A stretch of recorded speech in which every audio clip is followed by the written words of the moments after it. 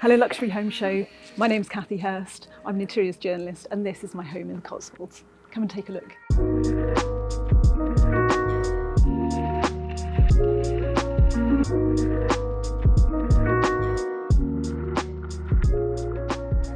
So we're going to start the tour outside. We're here in the South Cotswolds. It's a beautiful part of the country, gorgeous Cotswold stone. You can probably hear the birds singing, really beautiful and peaceful and yet brilliantly connected to Oxford and Bath and Bristol and so on. We completely renovated the house in 2015, added Cotswold stone tiles on the roof, re-rendered, added kind of Cotswold stone additions, the bay window. So we've got a nice sunroom, which is amazing on a day like today. Really kind of lets in loads of beautiful natural light. We also added a garage in Cotswold stone. My dad helped us build this shortly before he died, and my kids used to call him Bubba, and so we call it Bubba's Barn in his memory. And it's really lovely to kind of have a physical, tangible part of him, something that he's kind of laid his hands on in our home. So the downstairs is kind of used as a garage, obviously not for cars, for all kinds of kind of stuff, storage. But the upstairs there's a studio, and the last 3 years that's been home to a Ukrainian couple who had to leave their home in Ukraine. You know, we just kind of felt that, you know, we had this accommodation, we had this space, and my dad really instilled in me social justice and kind of doing the right thing. And when I heard about people needing homes, their homes having been destroyed, I kind of felt like, you know, we had to offer up that space, and it's been really lovely for the last 3 years to share our home with them. So we've also got quite a quirky addition to the house. Do you think you've got time to take a look at it? It's a chapel. It was built in the Victorian period. It's just over the road from our house. It's kind of really part of the landscape. It's one of the things we really fell in love with when we first saw the house. So there's this lovely chapel, there's a phone box, and it kind of feels quite a kind of quirky village feature. When we moved in, we used to come quite a lot to kind of Christmas church services here. And then one day we saw the chapel was on the market, and we kind of felt that it's such an important part of this village that we felt that we had to buy it and kind of preserve the identity in some way. Here we are in the entrance hall. This was one of the spaces in the house that really sold it to us when we first viewed it. I think that the previous owners made an inspired decision when they chose to take out the ceiling here in order to create this double height space. It's meant that we can have this incredible chandelier here. It feels kind of light and airy and inviting. As a first step into the house, it always feels quite a special place, I think. We also laid Cotswold stone tiles in here. There used to be a wooden floor here, a nice wooden floor, but we wanted to create cohesion and have the same flooring throughout. So through here there is a guest bathroom, but I want to take you first through to the kitchen, which is through this way.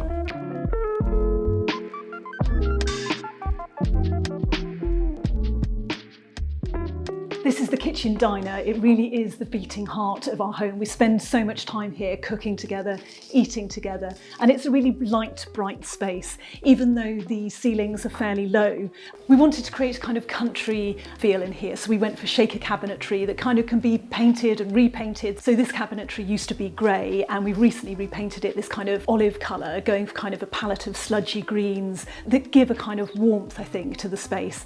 We've also more recently added brass accents in the form of handles on the cabinetry. We also went for a limestone floor in here, in fact using a similar tile to outdoors. It really kind of works well in a Cotswold setting. It feels quite laid back, it feels quite relaxed, it doesn't really show marks, and I think it ages beautifully. We've got the island, which is crafted from oak. We've got the splashback and the worktop here, which is marble, and I think that those natural touches, the brass, the wood, the marble, are things that just stand the test of time. They're timeless pieces, they're never going to age. So the island is a brilliant space. When we had this kitchen designed, I remember the kitchen designer coming up with something of this scale, and I remember thinking, are you crazy? This is absolutely huge.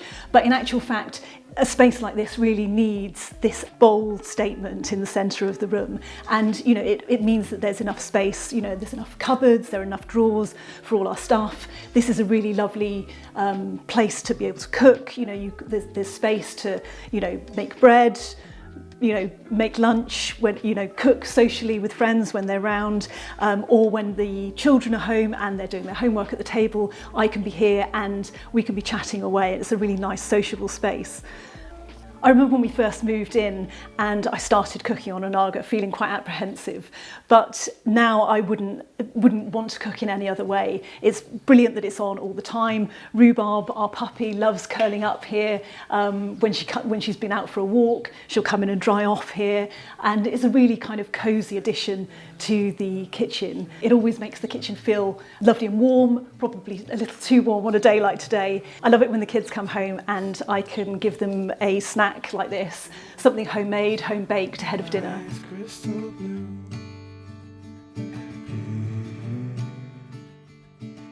Just off the kitchen is this sunroom, which really comes into its own on a day like today. It's flooded with natural light, has this beautiful glass lantern, and really takes advantage of the views over the countryside beyond.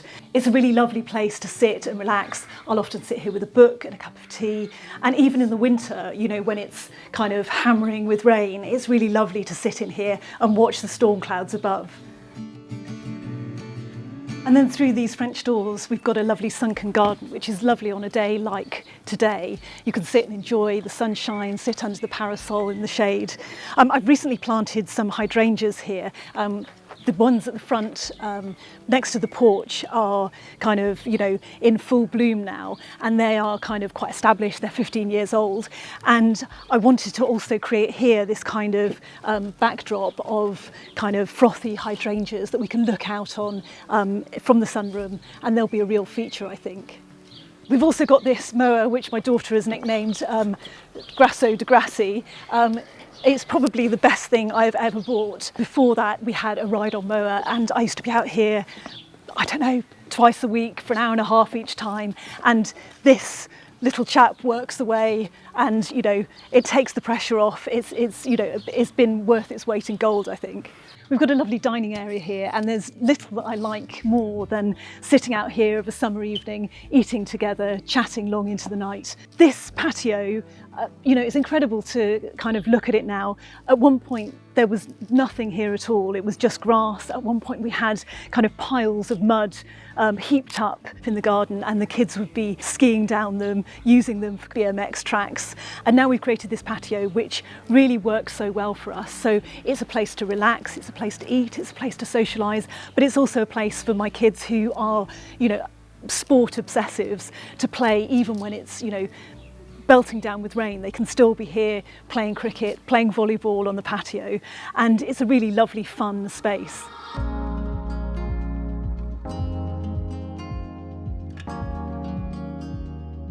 I wanted to show you also this other dining area we have, which is really nice for sociable family eating. We recently added a pizza oven, and it's great fun to sit out here of an evening, making pizzas, chatting over a glass of wine, and hearing about everybody's day. We're going to head back inside now. You can either go in through the kitchen, past the dining area here, or this way through the bifold doors.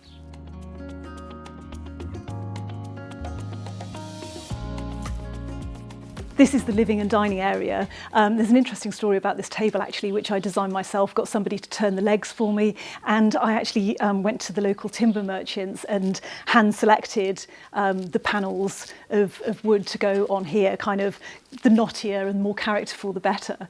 And then we'll go on through to the living area. So this is where we'll often sit together as a family. We'll perhaps watch a film. The kids, as I mentioned, are sports obsessives. We'll watch cricket on TV. And it's a really lovely, cosy space to be. In the winter, we'll get the wood burner blazing, probably a little bit warm on a day like today.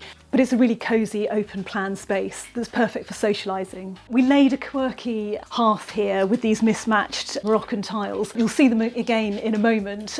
Look out for that. I've also got a media wall here with a TV that can turn into artwork. I think it looks so much more aesthetic and kind of really sort of chimes with the feel in here. These paintings are by a good friend of mine. I had these commissioned. They were the inspiration really for the colour scheme in here. So, when I came to choose the fabric for the sofa, I wanted to pick out the blues and the yellows and the pinks from the paintings. And although this is where we watch TV, I also wanted to introduce some of my books. Books are a huge passion of mine, and I've got this overflowing collection. They've even found themselves onto the shelves in here.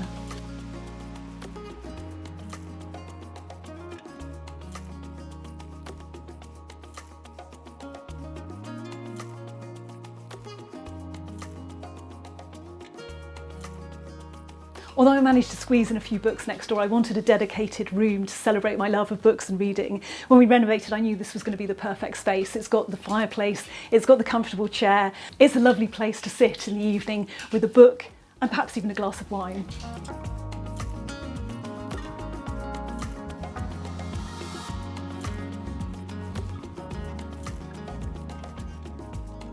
This part of the house is where the children's bedrooms and bathroom are.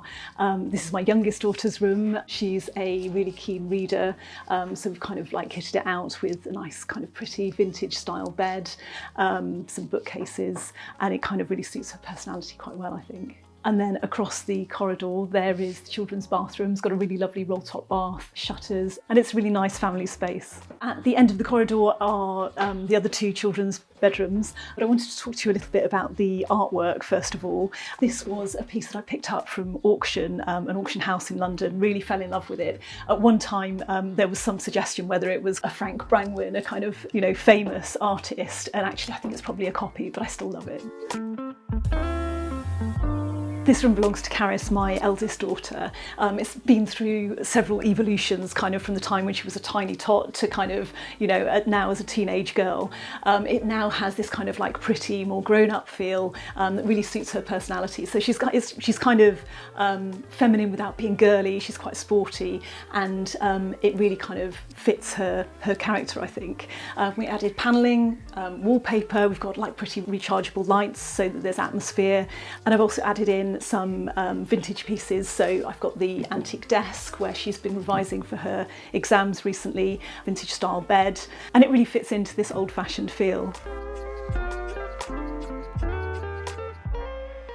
This room belongs to my son, Dylan. He's a reader, a sportsman, and he fell in love with this kind of aesthetic. Well, we went for breakfast one day at the Ned, and he really wanted me to kind of replicate that sort of laid-back vintage feel in his bedroom. So we added panelling, wallpaper, there are brass accents with the light fittings, with the wardrobe handles.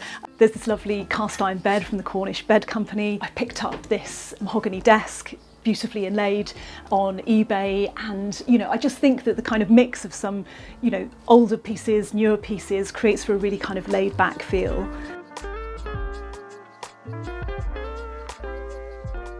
So if we go down now to the other part of the house, I wanted to show you actually first of all this incredible light fitting, which is from a Marrakesh nightclub. I saw this at a London auction, fell in love with it, bid on it, was successful, and then thought, oh my God, how am I going to get this piece home? Fortunately, it came apart in 3 pieces, so we were actually able to get it through the door, but we did have to reinforce the roof in order to make sure that it was safe. It's that heavy. This is part of the original house. This is the kind of original 2 up, 2 down cottage. And this area here is where we've extended. So this is the guest bathroom and bedroom. I love to have friends round. I love to make this a really welcoming, inviting place for them to stay. It's kind of part of the build up to the weekend, I think, creating this sort of nurturing, welcoming space. I've got a friend coming this weekend and she's going to be staying here, and I think it's just so lovely to share our home with friends and family. And I can also show you the bathroom, which is just through here. So this is our crazy, creative bathroom. I did think at one point about going for something more cohesive, and I decided in the end I wanted kind of something mismatched and fun, and that was a little bit unusual. My brother actually laid these tiles for us. I think it's his pride and joy. He's helped us in all sorts of ways with the house, and I kind of worked with him on this. I think initially he maybe thought, what on earth are you doing? But he loves the look of it now, and I think it's kind of, you know, one of the things he looks back on and thinks, you know, feels a real sense of pride about.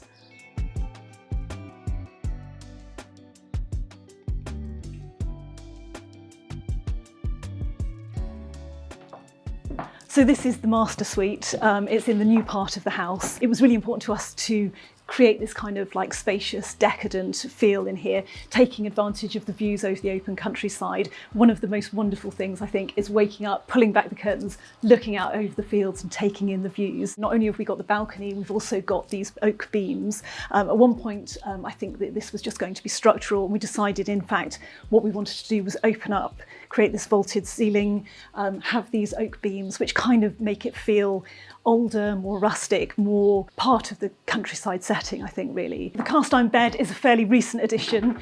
It's from the Cornish Bed Company. It adds this kind of like vintage style that I love so much. I like to mix up kind of pattern and stripe and, you know, colour and texture. And I think that, you know, you can really see that work in this space. The cast iron radiators add a really lovely feel. We've added those wherever we can throughout the house. So we do have some underfloor heating, but where we've got radiators, we kind of want to make a feature of those.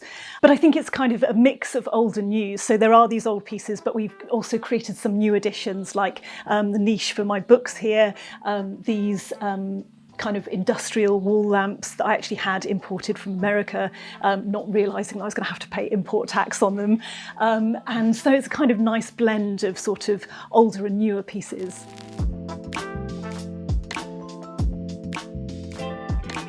This is the master ensuite with the double sink. This was always a dream of mine, to have space to be able to have this double sink in here. In here we've also got a copper bath, a nice shower, and also kind of, you know, similar sort of vintage pieces in here, or vintage inspired, I should say. So the toilet, the light fittings have got this kind of Art Deco vibe. There's a towel rail that it kind of feels quite Victorian. And so it kind of is a mix of kind of period and more kind of quirky modern pieces, I think. The scallop marble tiles are a new addition. And one thing that I've kind of wanted to do throughout the whole renovation is to use natural materials wherever possible. So we've got marble, we have oak, we have stainless steel, we have brass, and I think that those kind of textures and materials are things that just never date. They're classics, they're going to kind of stand the test of time. So we've got this floor-to-ceiling glazing in order to take advantage of these beautiful views. One of the things that is, you know, that really drew us to this spot was the fact that it has these amazing views over an open countryside, and you know, we really wanted to draw those views in, draw the outside in. It's the reason also that we created this balcony. It's a lovely place to sit, you know, on a Saturday morning with a cup of tea and the papers, or to kind of relax at the end of the day with a glass of wine. That's the end of the tour. I hope you've enjoyed it. If you'd like to see more from me, I'm on Instagram at Rocking the Cotswolds, and I'm also thinking about starting a YouTube channel, so let me know in the comments if that's something you would like to see. Thanks very much for coming. Hi Luxury Home Show, I'm Leanne of Good Bones, and welcome to my townhouse in London.